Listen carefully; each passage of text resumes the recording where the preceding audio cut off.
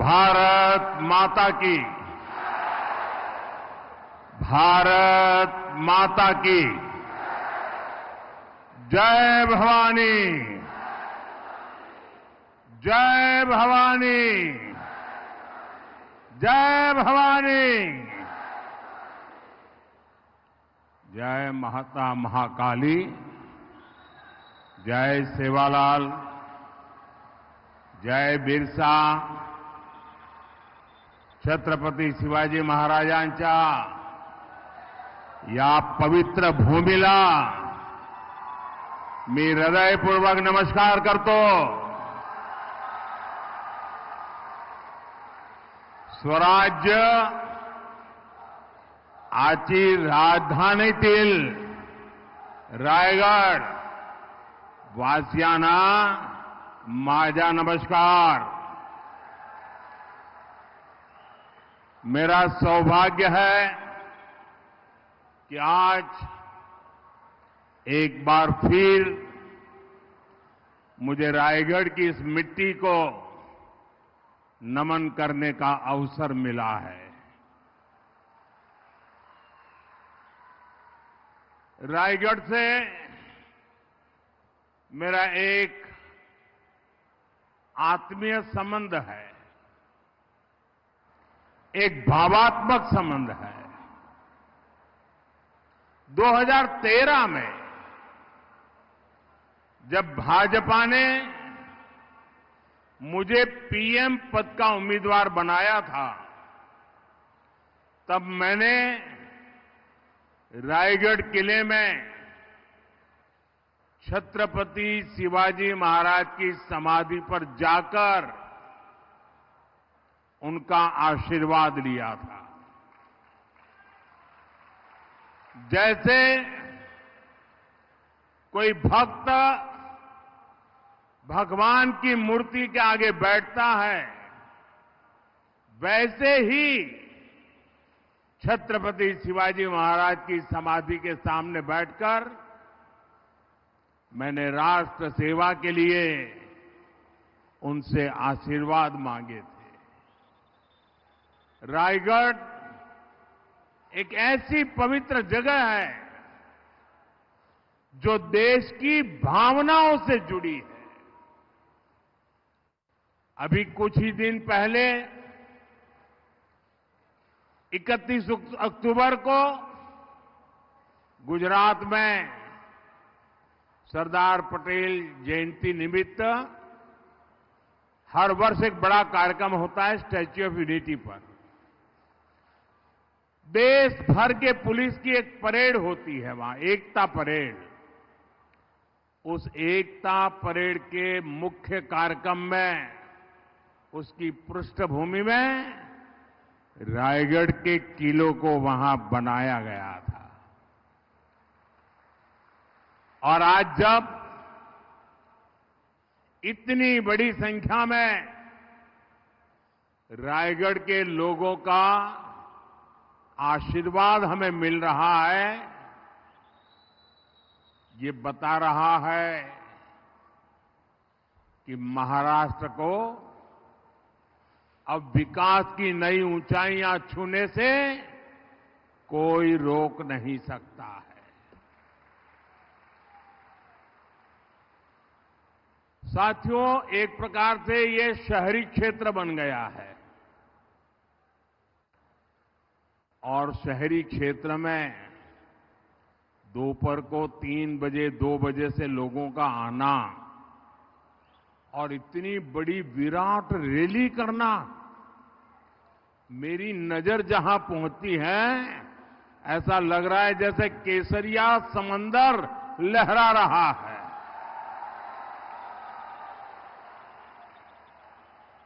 ये दृश्य अपने आप में 23 तारीख को नतीजे क्या आने वाले हैं, इसकी गारंटी यहां दिखाई दे रही है.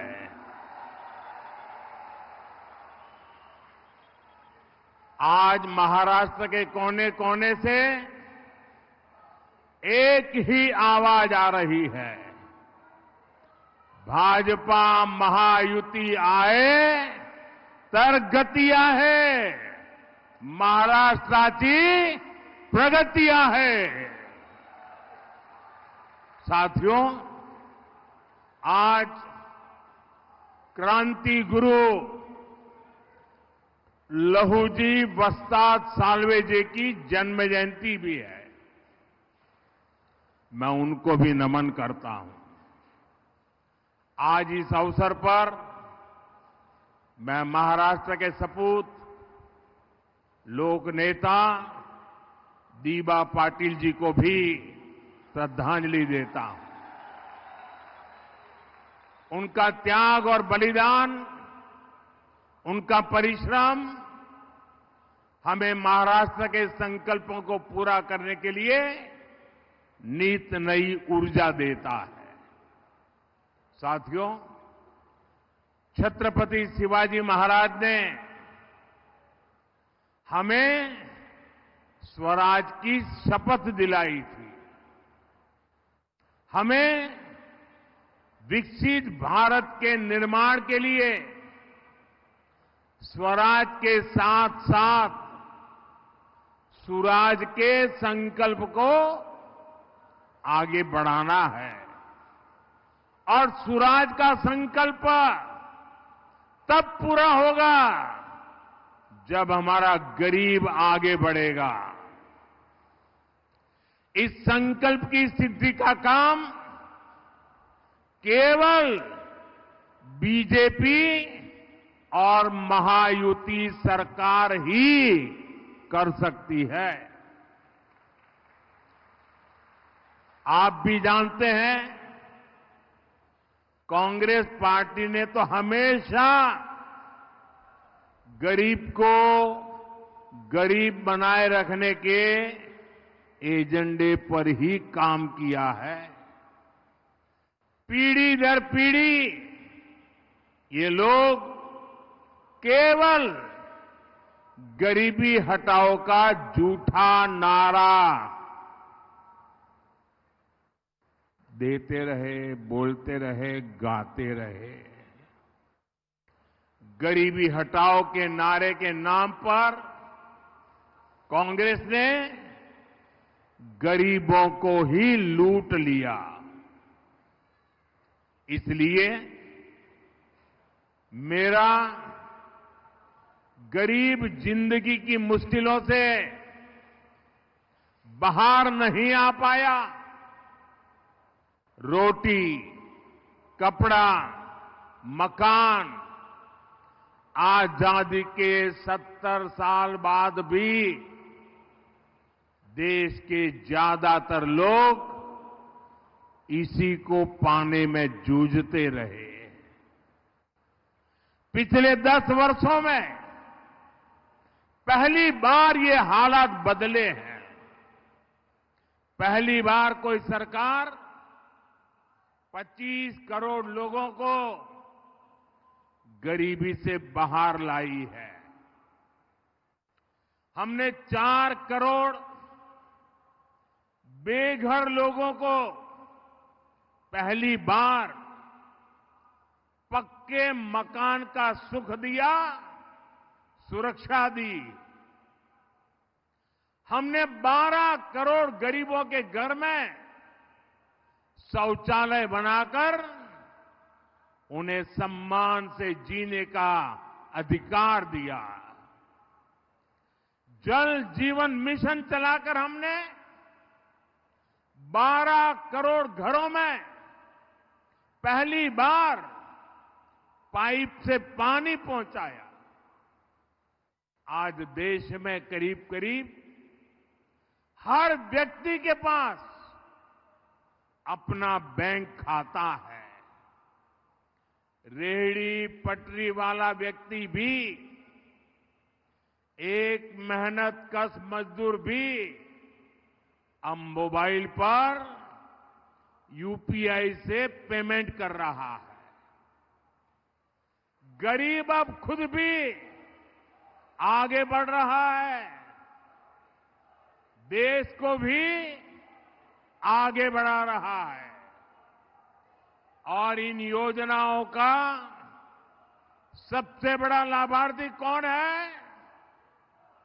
इसका सबसे बड़ा लाभार्थी है हमारा दलित समाज, हमारा आदिवासी समाज, हमारा पिछड़ा समाज, हमारे वंचित समुदाय के लोग।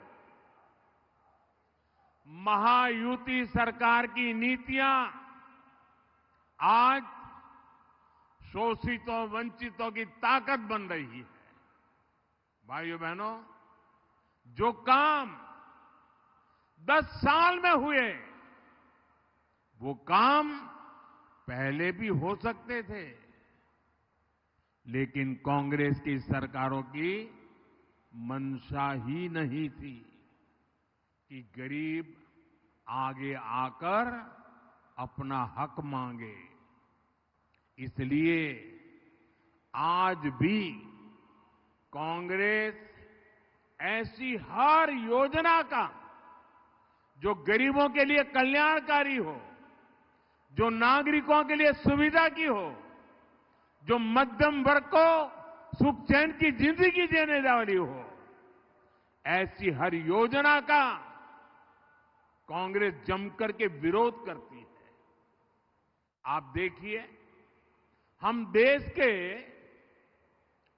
80 करोड़ लोगों को हर महीने मुफ्त राशन पहुंचा रहे हैं। हमारे यहां रायगढ़ में भी करीब 18 लाख लोगों को मुफ्त राशन मिल रहा है। अब मुझे बताइए भैया, इस काम से किसी का भी विरोध हो सकता है क्या? हो सकता है क्या? गरीब के घर में चूल्हा जले, हमें खुशी होगी कि नहीं होगी? मैं जरा आपसे पूछना चाहता हूं, खुशी होगी कि नहीं होगी? अगर गरीब का भला होता है तो आपको खुशी होगी कि नहीं होगी? लेकिन कांग्रेस पार्टी को नहीं होती है। कांग्रेस पार्टी क्या कहती है? कांग्रेस कहती है कि जो 25 करोड़ लोग गरीबी से बाहर निकले हैं, उन्हें राशन क्यों मिल रहा है? कांग्रेस चाहती है कि इन लोगों का खर्च बढ़े और ये फिर से गरीबी में चले जाएं। अगर अगाड़ी वालों को मौका मिला तो ये महाराष्ट्र में यही करेंगे। इतना ही नहीं, हमें तो सवाल पूछा जा रहा है कि गरीबों को मुफ्त राशन क्यों दे रहे हो? लेकिन आज कांग्रेस के एक नेता ने झारखंड में घोषणा की है, आप सुनकर के चौंक जाएंगे। उसने झारखंड में घोषणा की है कि वे सस्ते गैस सिलेंडर हिंदुओं को देंगे, मुसलमानों को देंगे, और आगे क्या कहते हैं, जो घुसपैठिए हैं उनको भी देंगे। आप मुझे बताइए भाई, ये जो घुसपैठियों की आरती उतारते हैं, क्या ऐसे लोगों को देश में कहीं पर भी अवसर मिलना चाहिए क्या? जरा दोनों हाथ ऊपर करके पूरी ताकत से बताइए, ऐसे लोगों को कहीं पर भी अवसर मिलना चाहिए क्या? खुलेआम उनका एक नेता घोषणा कर रहा है कि जो घुसपैठिए हैं, रोहिंग्या है, बांग्लादेशी है, उनको हम सस्ते में गैस सिलेंडर देंगे। ये वोट पाने के लिए देश के साथ आपके बच्चों के उज्जवल भविष्य के साथ कैसा खेल खेल रहे हैं, इसका ये उदाहरण है। इसलिए हमें ध्यान रखना है, ये कांग्रेस वोट बैंक की राजनीति करने में तो अग्रिम है, लेकिन गरीब की दुश्मन है। इसलिए कांग्रेस को रोकने की बड़ी जिम्मेदारी भी मेरे गरीब भाई बहनों की भी है। साथियों, बीजेपी और महायुति सरकार के लिए महाराष्ट्र का विकास ही पहली प्राथमिकता है। हम महाराष्ट्र के उज्जवल भविष्य का लक्ष्य लेकर काम कर रहे हैं। साथियों, पिछली सरकारों ने जो काम नामुमकिन बना दिए थे, हमने उन्हें धरातल पर उतार कर दिखाया है। मुंबई में अटल सेतु बना। अटल सेतु से रायगढ़ भी नई संभावनाओं से जुड़ गया। अब रायगढ़ से मुंबई जाना पहले से कहीं आसान हो गया है। इसी तरह 20,000 करोड़ रुपए की लागत से बना रहा नवी मुंबई एयरपोर्ट, 80,000 करोड़ की लागत से बन रहा वाढवण पोर्ट, लगभग 50,000 करोड़ रुपए का समृद्धि महामार्ग, Mumbai coastal highway, Mumbai expressway, Panvel Karjat तक के रेलवे ट्रैक के दोहरीकरण का काम, इनसे पूरे महाराष्ट्र की तस्वीर बदल रही है। इनसे पूरे महाराष्ट्र की तकदीर बदल रही है। भाइयों और बहनों, आज हमारा रायगढ़ विकास की नई गाथा लिख रहा है। आप देखिए, तालोजान में 30,000 करोड़ की लागत से डेटा सेंटर पार्क एशिया का दूसरा सबसे बड़ा पार्क बन रहा है। रायगढ़ पनवेल आने वाले दिनों में डेटा और एआई का, आर्टिफिशियल इंटेलिजेंस का बहुत बड़ा केंद्र बनने वाला है। कलम्बोल में सेंटर ऑफ एक्सेलेंसी बनाया जा रहा है। यहां स्किल यूनिवर्सिटी भी खुल रही है।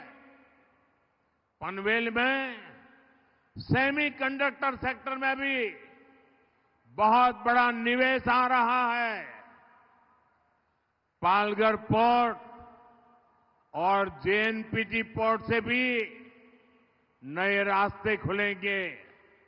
यानी पनवेल, रायगढ़ और एक क्षेत्र भविष्य की संभावनाओं का नया सेंटर बनकर उभर रहा है।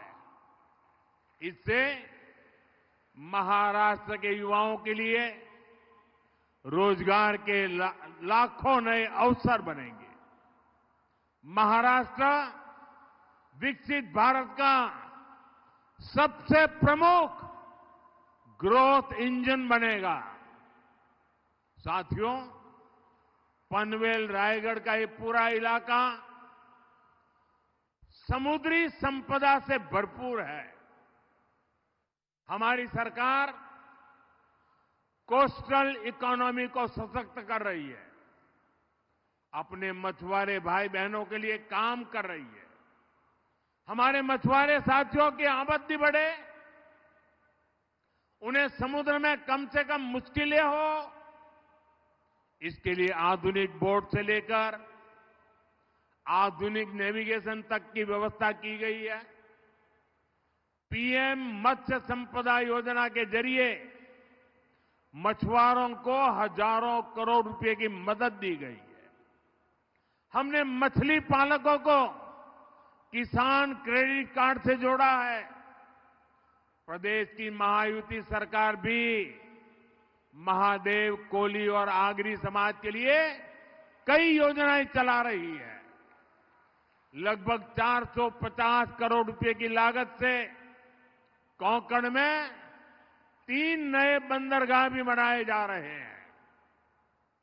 जीवना, हरनाई और साखरनाते में बनाए जा रहे बंदरगाह हमारे मछुआरे भाई बहनों की आमदनी बढ़ाएंगे। इन सारे प्रयासों से ब्लू इकोनॉमी को भी बढ़ावा मिलेगा।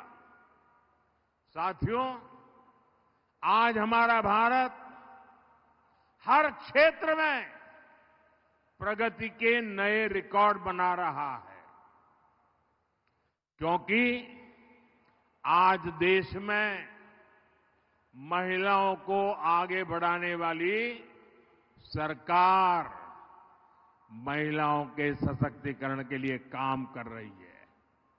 हमारी सरकार ने गरीबों को घर देने के लिए पीएम आवास योजना शुरू की।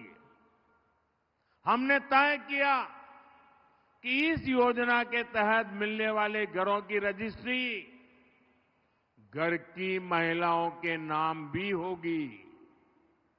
हमने देश भर में शौचालय बनवाए।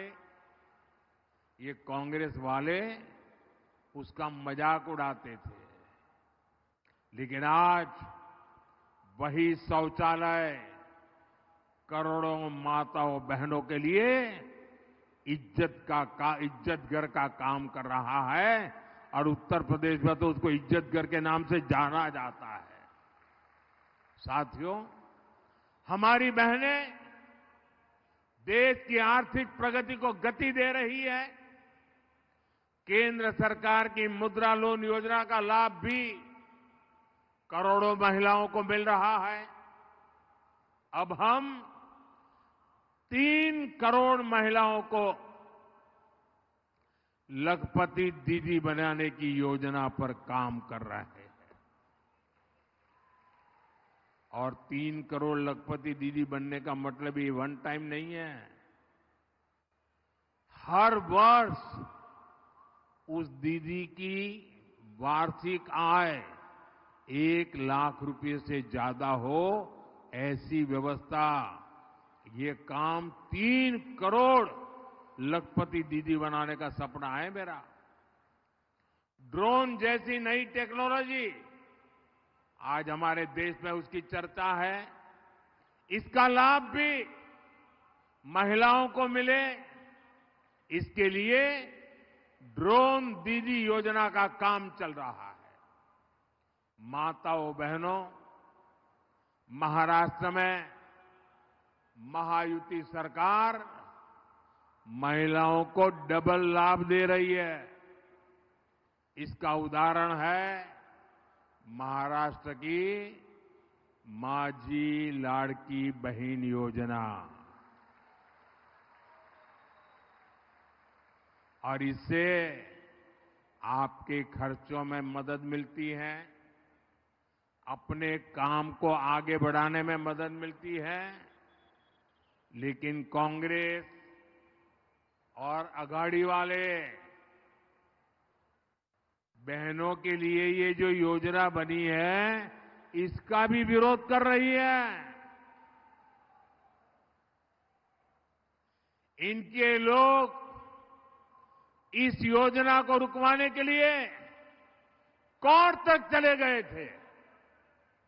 आप सोचिए, अघाड़ी वालों के इरादे कितने खतरनाक हैं। इसलिए मैं माताओं बहनों को विशेष आग्रह से कहता हूं, ये आपके भविष्य के हर चीज को रोकने के लिए इंतजार करते बैठे हुए हैं। और इसलिए अघाड़ी वालों को मौका न मिले, ये महाराष्ट्र की महिलाओं ने ठान लिया है। और मुझे विश्वास है, जब महिलाएं ठान लेती है तो मैं नहीं मानता हूं ये कांग्रेस अघाड़ी वालों के लिए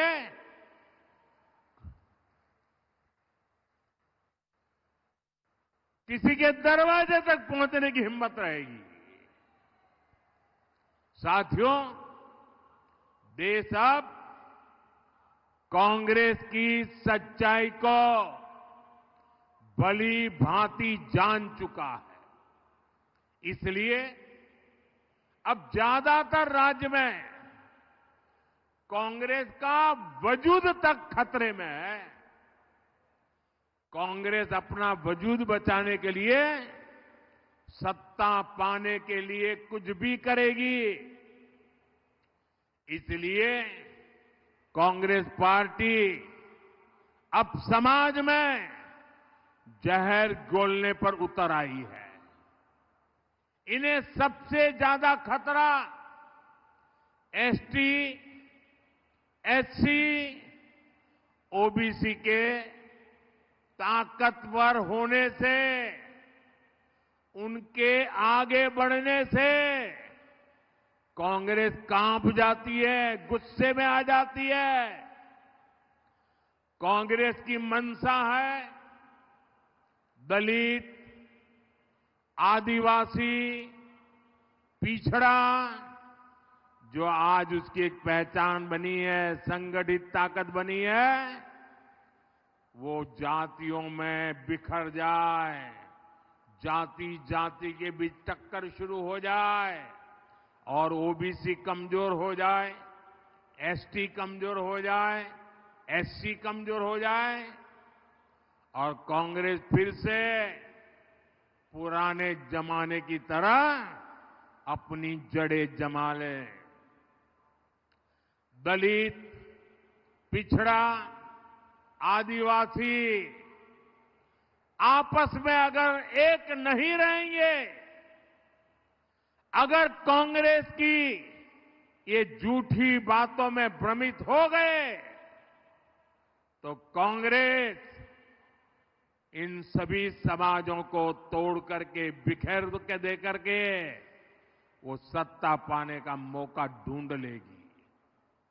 और इनके शहजादे ये विदेश में जाके कह चुके हैं कि उन्हें मौका मिला तो वो आरक्षण को भी खत्म कर देंगे। इसलिए आज कांग्रेस एसटी, एससी, ओबीसी की एकता को, उनकी एकजुटता को तोड़ने में जुटी है। कांग्रेस चाहती है एसटी की जातियां आपस में लड़े, कांग्रेस चाहती है एससी की जातियां आपस में झगड़ा करें, कांग्रेस चाहती है ओबीसी जातियों में आपस में टकराव हो जाए। इसलिए कांग्रेस आगरी जाति को, उनको माली से लड़वाना चाहते हैं। ये लोग तांडेल जाति को कुंभार से लड़वाने के एजेंडा पर काम कर रहे हैं। हर समाज में भी ये जाति के आधार पर विद्वेष पैदा करना चाहते। मेरे प्यारे भाई बहनों, हमें इस षड्यंत्र से सावधान रहना है और हमें याद रखना है, हम एक हैं तो सेफ है। हम एक हैं तो दोनों हाथ ऊपर करके पूरी ताकत से बोलिए, ताकि समाज को तोड़ने वालों की नींद हराम हो जाए।